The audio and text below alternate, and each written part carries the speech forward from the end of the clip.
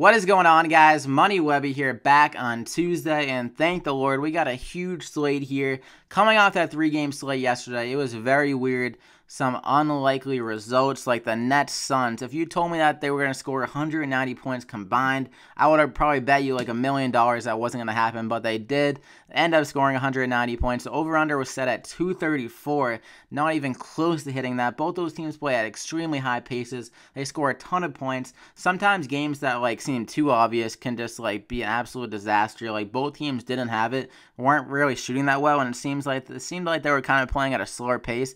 Maybe because the Suns run a back-to-back.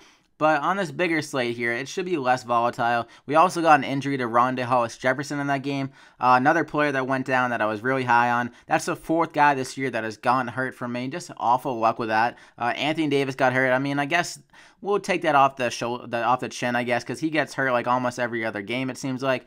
But we had Hollis-Jefferson get hurt, TJ Warren get hurt with like a face injury. Then we had David Nwaba get hurt as well. So that's the fourth guy this year. The injury bug has really gotten me, I guess. It got me in fantasy football in my season-long years as well. Season-long teams, but I think we should be able to be fine from here on out. Hopefully I'm not looking at my Twitter and see like one of my players is hurt again. But I guess we got all our bad luck out of the way. So I got my top 5 plays and my Dollar Tree play that my favorite plays here. I'm extremely excited about this big slate. So drop a like on this video if you are as well. Some exciting games, some great studs at the top to choose from. So I feel great about it. Subscribe to get these videos every single day if you are new here to the channel. So we're going to kick it off with Giannis, 10,800. This guy was floating around 12,000 per game. Before his kind of bad games over the last few ones, over around 40 DraftKings points in the last 3 games. So that could scare people away, but I think it'll be pretty popular considering how bad the Cavs defense has been this year. They're allowing 113 points per game, 47% from the field, which is 27th in the NBA, so not anything doing well in defense. Their roster just is pretty bad defensively, so I think he can get it done pretty easily here against the Cavs again. No real rim protectors on this Cavs unit. I think I could score a few buckets against them. K-Love is not a good center defensively. He can't do anything for the most part. So I think Giannis can drive at will. I'm hoping that I can posterize K-Love because that would be hilarious here. 63 DraftKings points in that game. I think he'll get around 63 again in the spot. And like I said, he hasn't been doing that well. The volume was down against OKC. They got blown out in that spot. Then against the Bobcats or whatever, or the Hornets, actually, 5 for 16 from the field, 31% in that game, and he got 45 DraftKings points. Just didn't have it in that game. And then against Detroit, he got 29 points, so that was good, like 13 for 27, what you're looking for from the field, but he only got 4 rebounds, so that was a little bit strange, a little volatile. Like, that was his lowest rebound total by far. If his rebounds were up to around 8 in that game, or up to 10 or so, then he would have been fine. Would have returned value on this price tag at 10,800, so I think we'll get back to that. The points will be up, rebounds should be back to normal, and the assists, blocks will always be there with Giannis. The guy's a freak of nature, and he got a bit of rest here. Like, he was on a back-to-back in this game against Charlotte, so maybe that affected him a bit. He is a guy that relies on his athleticism a lot, so he got a couple days of rest, so he should feel refreshed, rejuvenated for this game to go toe-to-toe with the king. I love Giannis in this spot. Lock him, man. I think he has huge upside and a very easy matchup, so we're going to go ahead and stick with the Bucks. Why not? I mean, the Cavs, they can't cover a fly. Like I was saying, me and the people watching these videos, we could probably go out and score like 80 points against the Cavs in a full game, maybe. Brogdon, 5,700, though, ranked 30th against point guards. He's been shooting very well from the field, feeling hot, feeling friggin' great. Second-year guy. He looks like he's improving a bit. He's having some big games this year. Played Cleveland earlier. He's probably their best three-point shooter. And like I was saying, the Cavs, they can't cover anyone. They have no rim protectors down low to really contest against Giannis. And then the three-point shooters, like they got J.R. Smith. The guy's he's just never mentally there. So Brogdon should be able to like run around the three-point line, chuck up some threes, some open looks, and get some threes there. So that means a really good floor for him considering those threes. 4 for 9 against him earlier this year, 25 DraftKings points, and he wasn't able to get like any other stats as well. So if he can just get like a few more rebounds and a few more assists, which his assists have been up, like that's the only game where he's gotten less than 4. So definitely something to keep in mind. 5,700, I think he can get over 40 DraftKings points, or not 40, 30 DraftKings points in this game, considering how easy a matchup it is. They can't cover any point guards. Their guard play is very bad defensively. Like Kyle Korver can't cover anyone. They pretty much have like everyone in the NBA at guard that can't play defense. Maybe that's why they got Isaiah Thomas, because they wanted the worst point guard in the league defensively. But Brogdon, he is a great play here at 5,700. Him and Giannis are going to go off in the spot if it stays close. Their upside is huge, so lock them in. Love the Bucks in that game against the Cavs. It should be one of the higher scoring games of the night. But the third play, Kemba Walker, 7,300, going against New York. The 34-year-old point guard named Jared Jack has been starting for the Knicks, so that's a great news for Kemba Walker.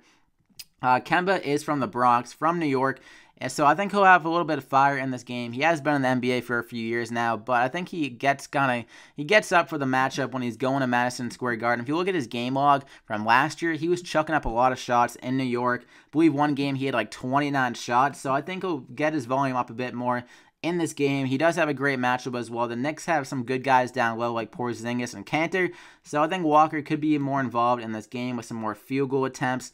He's been down recently, not shooting that well from the field, so his price has dropped from that. Like, he was around 7,700 or so earlier. He had some big games with the assist total being up with Batum out, so I think he'll get back to that around 40 plus DraftKings points in this matchup. A good matchup. Knicks play at a high pace. That will really help Kemba Walker, who a guy that can really push the pace for this Hornets team. So at 7,300, I really like the price here. Lock him in, my third play of the day. And we're going to go with a little bit of a GPP option here. Nurkic at 6,400. The matchup isn't great. Like, you look at the first rank and you kind of just want to throw up looking at it. But if you dive a little bit deeper, I guess, Memphis down low, they're not great besides Marc Gasol. I mean, Marc Gasol is one of the best centers in the league. But Nurkic, it seems like he really gets up for these matchups. Like, against the really good centers defensively, you really consider like Gasol, Rudy Gobert, like Steven Adams is up there. But look at two of the last three games they played. He played Steven Adams, 11 for 15 from the field, 47 DraftKings points. Like, wow, that's freaking crazy stuff from Nurkic. And then against Gobert, 9 for 18 and 44 DraftKings points in the game. Like, we know the upside is always there for him. So if he can keep that going, if he's feeling great, maybe he was just a little bit maybe not conditioned earlier in the year. He's a bigger guy, so I think he's feeling himself recently. We all know that he can fill it up every single game. The rebounds, blocks, steals, you name it, he can do it. The thing is always the foul trouble. So if he can stay out of foul trouble, that is why I'm saying he's more of a GPP play, considering how risky he is with the foul trouble. But he always has an upside, 6,400. He can go up to around 40 plus DraftKings points yet again in this matchup, even though it's a bad matchup.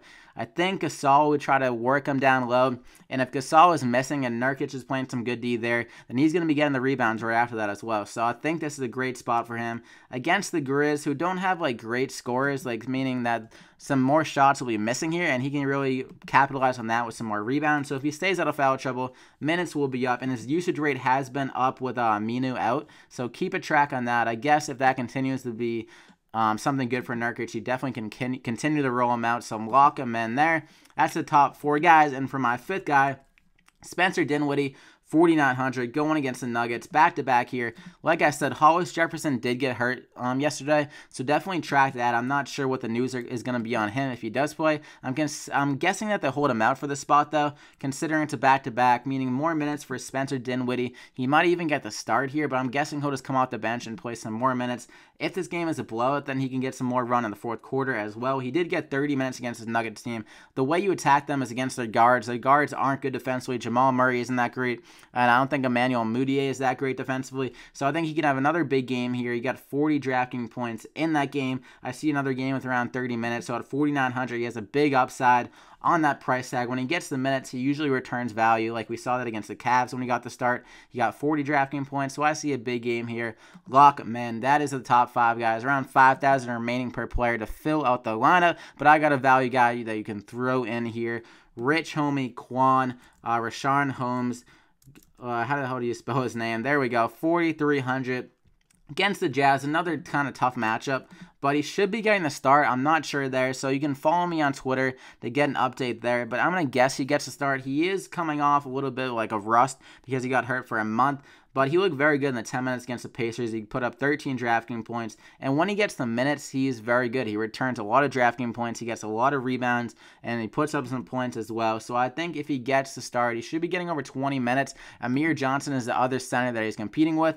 Embiid is out, if I didn't mention that. So I think Holmes will be able to get the start here. Amir Johnson is not being a great player. As a Celtics fan, I had to deal with him the last few years. He's just not good. Holmes is the better player of the two, so I think he can return a lot of value value here. But definitely keep a track on, look out on your Twitter or whatever to see any news on him, because I don't know if they're going to have like a minutes restriction on him, but I'm guessing not if you look good against the Pacers in that last game. So lock him in, my value play, my dollar cheap play of the day. So that is it, guys. 5,300 remaining per player. Giannis, Brogdon, Holmes, Nurkic, Kemba Walker, and Dinwiddie. Hope you guys enjoyed the video. Drop a like if you did. Let's try to get over 100 likes on the video. I really appreciate it, guys, and subscribe if you haven't already to get these winning picks every single day. Hopefully we can avoid the injury bug here today. I feel good about these picks. I'm going to give you a projection. I'll say Giannis 60, Brogdon 32, Holmes 25, Nurkic 38, Kemba Walker 46, Dinwiddie 30.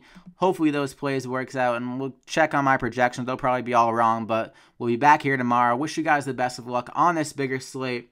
Yeah, just go ahead and take down a GPP and just give me $1 out of the 100,000 you win, hopefully. That sounds good to me. I wish you guys the best of luck. You win, I win. I feel great about it. We all feel great. Happy, happy, happy. See you guys tomorrow.